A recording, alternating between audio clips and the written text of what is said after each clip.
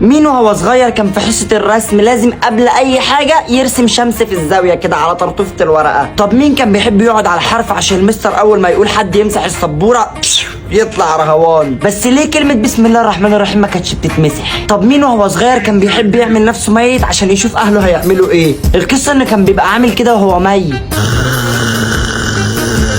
طب انت ميت بتشخر ازاي وانت ميت ومطلع لسانك ليه؟ هو انت خروف وذبحينه؟ طب مين البارد اللي لما المستر كان يقول مين ما عملش الواجب يروح قايل انا عملته يا مستر؟ عسل انت كده ياض. ده غير اللي وهو بيعلم الواجب لازم يخلي المستر يعمل له نجمه.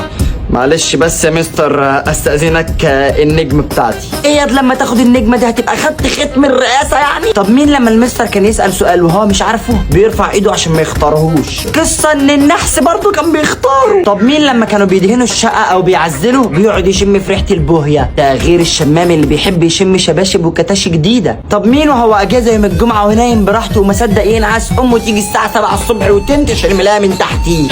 يلا يا خلود يلا يلا حبيبي قوم ناولني كيس المخده ده يلا وانزل هات عيش. طب مين لما كانت امه تقول له خلي بالك من اللبن لحسن يفور يفضل باصص عليه واقف جنبه اول ما يبص من الناحيه الثانيه يلاقي اللبن فار؟ طب مين لما بيطلب الاسانسير ويلاقيه لسه متعلق بيفضل يدوس على الزرار 100 مره؟ ايه يا حبيبي هيطلع كده بسرعه يعني؟ هو انت عبيط؟ لو لقيت نفسك في الفيديو تبقى طفل مصري مظبوط ولو ما لقيتش نفسك تبقى مش بني ادم. اعمل لايك يا